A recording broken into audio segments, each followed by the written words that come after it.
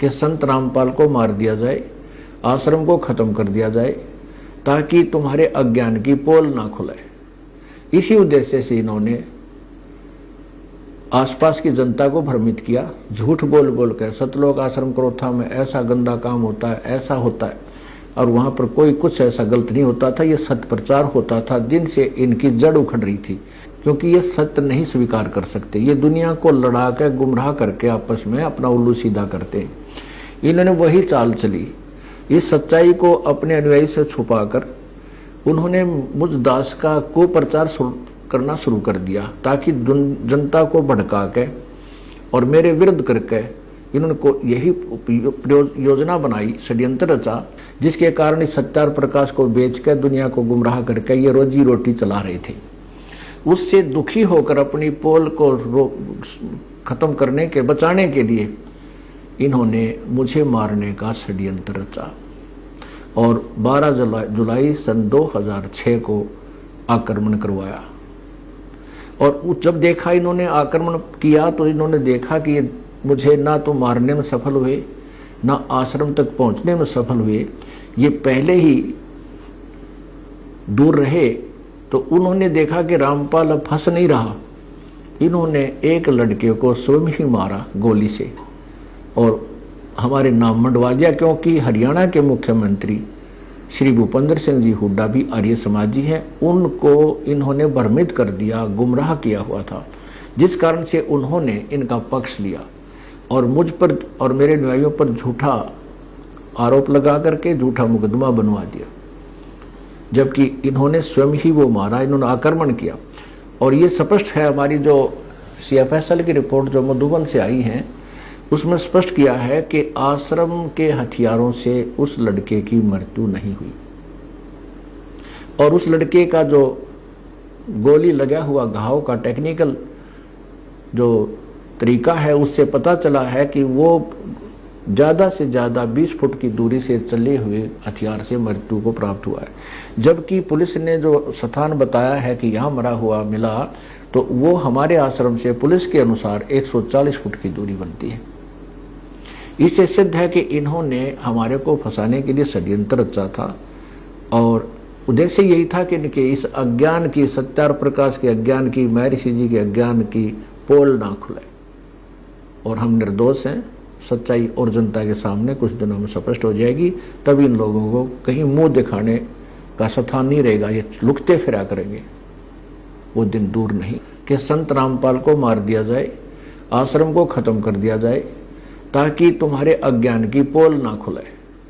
इसी उद्देश्य से इन्होंने आसपास की जनता को भ्रमित किया, झूठ बोल बोल कर सतलोक आश्रम क्रोथा में ऐसा गंदा काम होता है, ऐसा होता है, और वहां पर कोई कुछ ऐसा गलत नहीं होता था। ये सत्य प्रचार होता था, जिनसे इनकी जड़ उखड़ रही थी। सत साहिब, तो आप उन भगवानों की भक्ति कर रहे थे जो ना आपको सुख दे सकते ना दुख दे सकते, अर्थात आपके संस्कार में कोई परिवर्तन नहीं कर सकते, और वो 3 ताप को भी नहीं समाप्त कर सकते। उदाहरण के लिए अब जैसे ये पर परमात्मा की 2 साखी दास ने बोली, पहले इनको स्पष्ट करता हूं कि दुख में सुमरण सब करें और सुख में करे न कोई, और जय सुख में सुमरण करें दुख काहे को होई। तो ये सुमरण किसका करना है, कैसे करना है, वो परमात्मा की वाणी बता रही है। पूर्ण परमात्मा सत्यपुरुष की साधना उसके परम संत से लेकर और शास्त्र अनुकूल भक्ति करने वाले को यदि वो सुख में सुमन कर रहा है तो दुख नहीं हो सकता। और ये भक्ति ना करते तो फिर क्या कहते हैं, सुख में सुमन किया नहीं और फिर दुख में करते याद, कह कबीरता दास की फिर कौन सुने फरियाद। जिन्होंने सुख में ये सत साधना नहीं की और फिर दुख में उसको याद करते हो तो उसकी फरियाद, उसकी अर्जी लगेगी नहीं। उसकी अर्जी कैसे लगेगी, फिर उसके लिए परमात्मा का एक नुमाइंदा चाहिएगा। परमात्मा का भेजा हुआ संत जो उनका कृपा पात्र होता है, उसके माध्यम से फिर आपकी सुनाई होगी। और वो ये गारंटी लेता है कि आगे ये आपके मालिक सदा भक्ति करेगा, आपके चरणों में रहेगा। तो तब आपकी सुनाई शुरू होती है सच्चे दरबार में। तो ये दास आपका बीच में एक मीडिएटर है, माध्यम है, मीडिया है परमात्मा और आत्मा के बीच में। तो आज जो दुखी सुख में भक्ति करते थे, अब जैसे आप जी पहले भक्ति भी कर रहे थे किसी ना किसी इष्ट देव की, फिर भी संकटों ने घेर लिया, उसके बाद आप फिर किसी के माध्यम से सुन सुना कर यहाँ पर आए हो, तो अब आपकी अर्जी इस दास के माध्यम से भगवान के लगेगी। और दास आपको बहुत ज्ञान देगा पहले नाम देने से पहले, क्योंकि प्रथम मंत्र आपको जो दिया जाता है, इसको हम वैसे तो सारा ज्ञान समझा कर ही देते हैं, मर्यादा भी बताते हैं। प्रथम मंत्र प्राप्त प्राणी यदि कोई गलती भी कर देता है, उसका अक्षमा योग्य है, क्योंकि हम समझते हैं कि ये अभी ज्ञान से परिपक्व नहीं है, बालक है। फिर भी उसको समझाते हैं, बार बार उसको उपदेश करते हैं कि कनेक्शन काट देना स्वभाव एक समझदारी नहीं है। जैसे बिजली की आपने कनेक्शन ले लिया बिजली का, तो बिजली का कनेक्शन लेने के बाद यदि आपके इंस्ट्रूमेंट सही होंगे तो वो पंखे की सब कुछ चलने शुरू हो जाएंगे। तो बिजली का कनेक्शन यहाँ से आपको दिया जाता सुप्रीम पावर का, और यहाँ से कनेक्शन लेते ही आपके घर पे बिजली आपसे पहले पहुँच जाती है, यानी परमात्मा। और यदि आप मर्यादा भंग कर देते हो तो आपका कनेक्शन कट जाता है, और कनेक्शन कटने के बाद फिर आपको लाभ बंद हो जाते हैं पावर के, ना पंखा चले ना कूलर चले,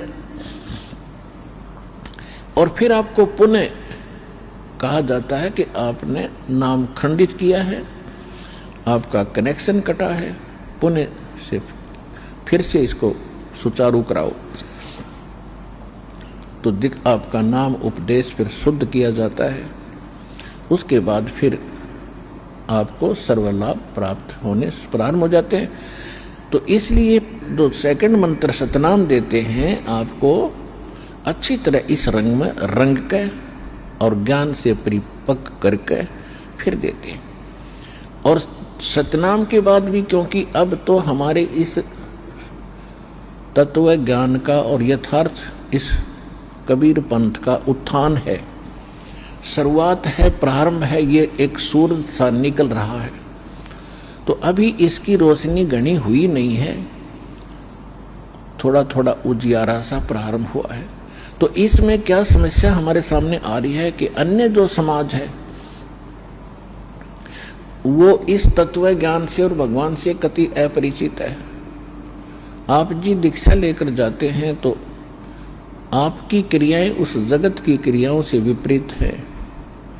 जगत और भगत का सदा से इन्हीं बातों में विरोध रहा है, और जिस कारण से कुछ सामाजिक प्रेशर घर के घर में कोई ऐसी समस्या पैदा कर देते हैं तो आपका नाम खंडित हो जाता है। लेकिन परमात्मा ने कहा है, सत ना छोड़े सूरमा और सत छोड़ने पत जा, और सत के बांधे लक्ष्मी फेर में ले गया। इस दास ने जब ये मार्ग प्रारंभ किया, ये ज्ञान चर्चा प्रारंभ की, कहीं की सुनाना शुरू किया, जो एक बार सुन लेता था दोबारा मेरे पास भी नहीं आता था, और ये सोचता था ये तो मेंटल हो लिया, ऊट पटांग बात करता है, कबीर दानक को भगवान बताता है। लेकिन दास परिचित हो चुका था, परमात्मा को गहराई से जान चुका था। दास फिर वापस नहीं हट सकता। कहते हैं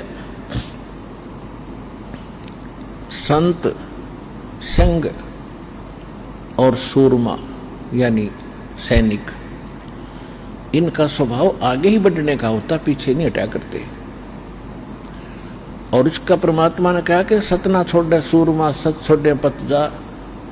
परमात्मा के सत्य को इसको छोड़ना नहीं चाहिए, इसके छोड़ देने से भगवान रुष्ट हो जाएगा, और भगवान रुष्ट हो जाएगा तो जगत ने कुछ देना ही नहीं।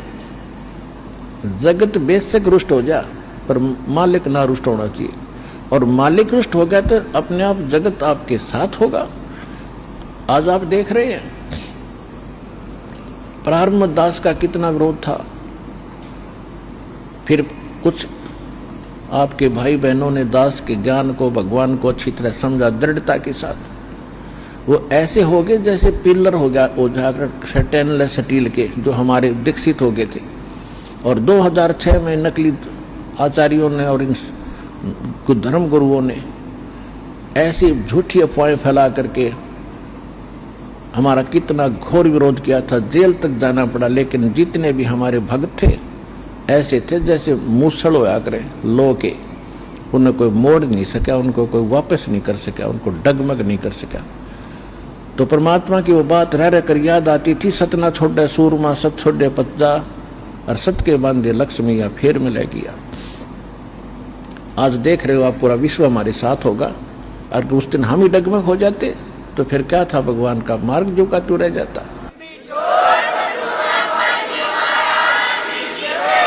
अगर आप ये वीडियो YouTube पर देख रहे हैं तो हमारे चैनल को सब्सक्राइब करें और बेल आइकन को दबाना ना भूलें। अगर आप Facebook पर ये वीडियो देख रहे हैं तो हमारे पेज को लाइक करें।